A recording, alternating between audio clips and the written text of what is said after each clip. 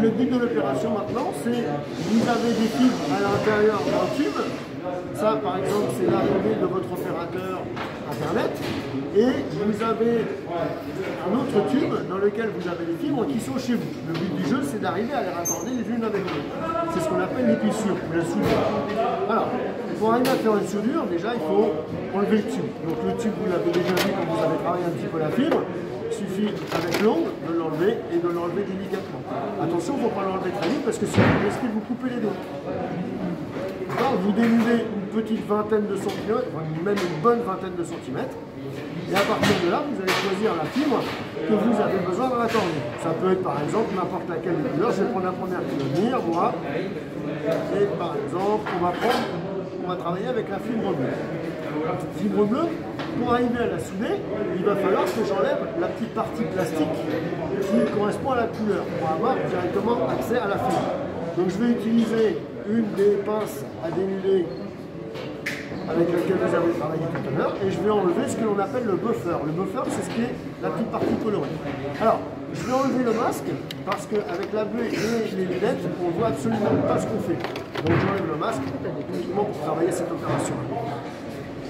La pince est propre, parce que si elle n'est pas propre, vous ne pouvez rien faire. Donc vous allez sur ce qu'on vous a préconisé tout à l'heure, le trou le plus petit, vous bloquez et vous tirez de façon, vous voyez, à enlever la petite partie bleue. Là, vous pouvez le faire en plusieurs fois pour l'enlever complètement. Vous voyez, je maintiens les autres fibres dans ma main. C'est pour ça que tout à l'heure, dans la première opération, je demandais de unir toutes les fibres en même temps. Je souffle dessus pour enlever le maximum et je recommence à plusieurs reprises. Bon, et là, c'est quasiment propre. Pour que ça soit parfaitement propre, vous allez devoir faire ce que l'on appelle chanter la fibre. Alors comment on fait chanter la fibre? On va prendre un papier, il existe des petites lingettes spéciales, de l'alcool isopropylique, j'imbibe mon chiffon d'alcool isopropylique et je viens. Vous avez entendu le petit bruit que ça fait? Je recommence. Là, la fibre à la chanter. Le but du jeu maintenant, c'est deuxième étape, donc la fibre. Vous voyez ce que je viens de faire là? Mettre la main sur le visage, c'est très mauvais quand on touche à la fibre. Parce que là, je risque de me mettre des petits morceaux de fibre sur le visage. Vous allez utiliser la cliveuse. La cliveuse va venir couper votre fibre à 90 degrés pour qu'elle soit vraiment parfaite à mettre en face de la deuxième. J'ouvre les tiroirs. Première manipulation, deuxième manipulation. Et à partir de maintenant, sur la cliveuse et sur la soudeuse, jamais je le laisse tomber. Parce que là, vous abîmez l'appareil, c'est quelque chose de précision. Donc quand vous allez fermer les petits clapets, vous allez les accompagner. D'accord? Votre roulette ici, c'est comme une roulette de carrelage. C'est ce qui va venir rayer le verre de façon à pouvoir le couper à angle droit. Donc vous armez la cliveuse, vous ramenez le tiroir vers vous. Et là, vous venez positionner la fibre de façon à venir la coincer entre les deux petits tampons qui sont ici. Donc normalement, on laisse 3 à 4 mm au bord entre la fibre nue et la fibre avec l'écart. Et je viens positionner les deux petits tiroirs. Une fois que j'ai fait ça, j'ai juste à faire un aller de l'autre côté. J'ouvre mon tiroir et si tout se passe bien, normalement, la fibre doit tomber toute seule. Que lorsque vous avez récupéré le bout de fibre qui est coupé, qui ne sert à rien, je ne laisse surtout pas comme ça en vrac. Je viens le mettre dans la poubelle prévue à cet effet, une poubelle fibre. Si le petit morceau de verre tombe sur la table, vous avez une petite pince Bruxelles pour venir le récupérer. Attendez pas d'en avoir 4 ou 5, faites-le à chaque fois que vous coupez une fibre, comme ça vous êtes sûr que ça ne traîne pas partout. Vous voyez, on le voit très très mal. L'étape numéro 1 est terminée, j'ai fait ce que l'on appelle le clivage. Donc je peux refermer ma cliveuse. Je prends mon temps pour vous expliquer vraiment correctement. Les embouts de fibre, on peut les mettre là-dedans aussi. Maintenant, je vais venir chercher la soudeuse. Cette soudeuse est équipée de plusieurs choses. La première chose, c'est un écran sur lequel vous allez voir le résultat de vos appareils. Vous avez une partie soudure et une partie rétrin. Je vous expliquerai à quoi ça servira après. On va s'occuper déjà de la partie soudeuse. Vous voyez les deux petites pointes métalliques au milieu, ici, là? Ouais. C'est ce que l'on appelle les électrodes. C'est ça qui va venir faire un flash, qui va venir souder, faire fondre le verre. Ici, on retrouve des petits clapets comme sur la cliveuse. Donc ces petits clapets sont à manipuler avec délicatesse. Je les ouvre les uns après les autres. D'accord ? Et j'ai maintenant l'étape la plus délicate, c'est de venir positionner sa fibre sur la soudeuse. Le bout de la fibre qui est dénudé doit arriver le plus proche possible des deux électrodes sans jamais dépasser. Parce que si je dépasse, la machine ne sait pas la ramener en arrière. Il sait la rapprocher, mais ne sait pas la ramener en arrière. Et donc, si vous êtes trop loin, par exemple ici, la machine ne va pas arriver à la ramener aussi rapidement que vous auriez besoin. Donc, le but du jeu, c'est que vous ayez à peu près un petit millimètre entre la pointe et l'autre. Le but du jeu, je ferme le clapet et là, normalement, ma soudeuse doit arriver, enfin ma fibre doit arriver à peu près au milieu. Je ne positionne pas le deuxième pour l'instant, c'est vous qui le ferez. Je ferme le truc et je mets sous tension. Alors c'est une machine qui fonctionne sur batterie, donc vous pouvez la laisser fonctionner toute seule, mais là elle est à 100%, donc je peux la débrancher. Lorsque vous avez approché les deux fibres, vous appuyez sur le petit bouton vert qui est ici. Et normalement, on doit voir apparaître les deux fibres. Là, il n'y en a qu'une, d'accord? Il me dit replacer le fibre à droite. C'est normal, il n'y en a pas. Alors, on va le travailler très rapidement. Je vais donc prendre la deuxième fibre. Hop là, même chose, je dénude. Hop, je viens chercher, j'ai dit la fibre bleue. Mais ça pourrait être une autre, hein. Je vais prendre la première qui vient pour gagner du temps par rapport à la vidéo. Bah, c'est la fibre bleue, coup de bol. On appelle ça le talent. Allez, on continue. Ou la chance. Ou la chance, tout à fait. On peut appeler ça comme ça. Même chose, je viens dénuder la fibre. Je souffre, j'évite de le mettre dans les yeux des petits camarades. Je pourrais aller directement avec l'alcool isopropylique, je vais y aller avoir un meilleur nettoyage. Elle n'a pas chanté, là elle a chanté. Vous l'avez entendu? Ouais. Si on ne la fait pas chanter, c'est-à-dire quoi? Si on ne la fait pas chanter, si on n'entend pas chanter, c'est qu'elle n'est pas propre. Donc la machine va refuser de la travailler. Donc déjà, vous voyez, là, il m'a dit qu'elle était propre et pourtant on voit qu'il y a des petites bavures. Là, vous voyez, il y a une petite bavure. Donc on s'aperçoit là que c'est vraiment découpé à 90 degrés. Donc pareil. Je viens prendre ma cliveuse, j'arme ma cliveuse, je viens positionner la fibre à peu près comme ça, tac, et je viens fermer mon clapet. Je coupe, j'ouvre, je récupère ma fibre cassée, je la mets dans la poubelle.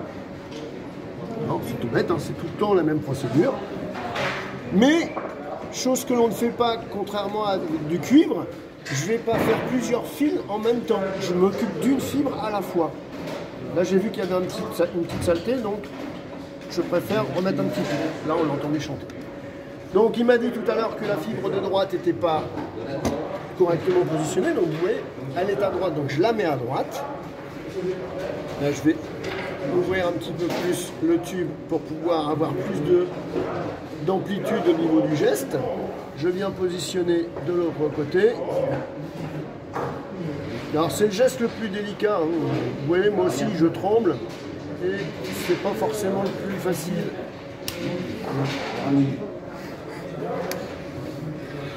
C'est l'alcool, c'est normal.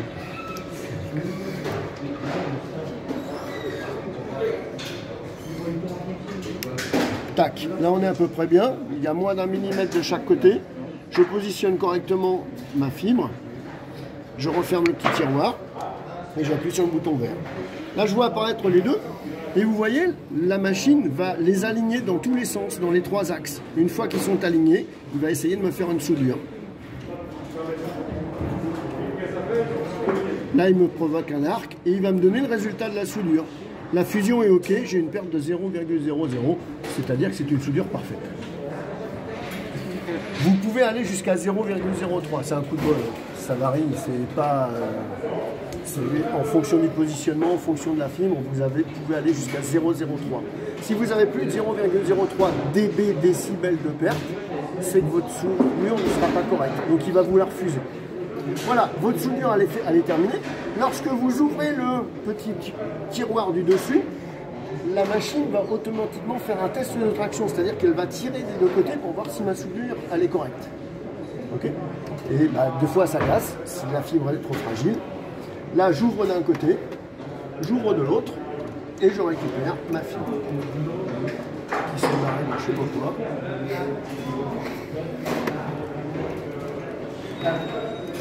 Elle est partie de je sais pas quoi, ma fibre.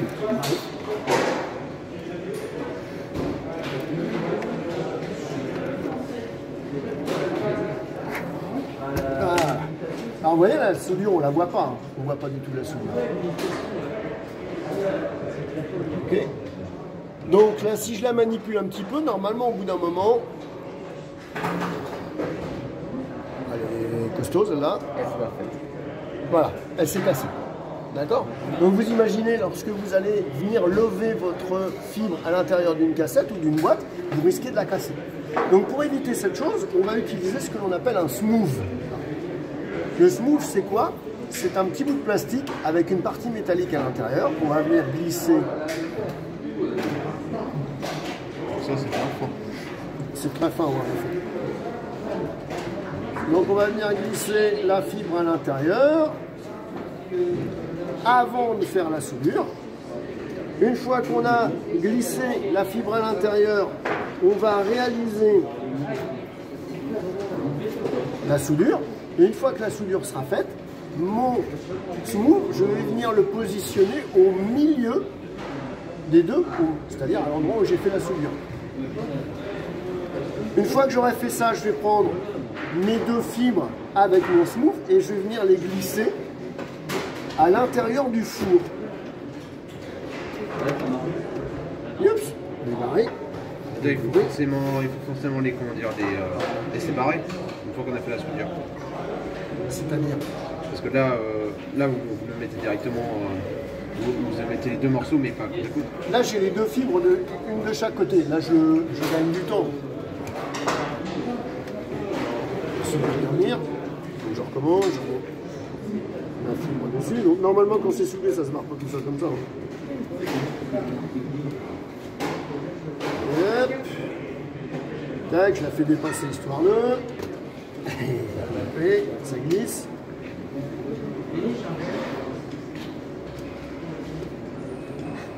Je ferme le petit tiroir. Et une fois que j'ai fait ça, donc je peux enlever ça. Je peux en profiter pour faire une deuxième soudure pendant ce temps-là. Je suis en train de faire, on imagine que je suis en train de faire une deuxième soudure. J'appuie sur le petit bouton rouge. Et là, je viens chauffer la petite partie en plastique qui va faire, en fait, comme avec de la gaine thermorétractive. C'est-à-dire que ça va venir faire chauffer, rétractable plutôt. Et une fois que le petit voyant il est éteint, normalement c'est terminé. Attendre, ça prend un certain temps, il faut que ça chauffe.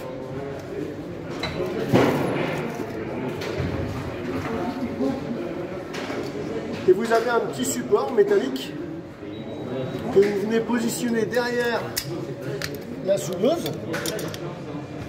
Voilà, comme ça. Ça sert à quoi ce petit support? Lorsque vous avez terminé votre soudure, vous le prenez délicatement des deux côtés, parce que si vous le prenez par le petit support, il est chaud. Donc vous risquez de vous brûler. Et le temps que ça refroidisse, vous pouvez vous positionner derrière, le temps de vous occuper de la deuxième soudure. D'accord? Donc là on voit bien, hein, là j'ai qu'un côté, mais on voit très bien. Voilà, ça refroidit un petit peu. Et là ça tient. Voilà. Et donc là ça protège la soudure. Voilà. C'est délicat, c'est un travail minutieux, mais c'est pas bien.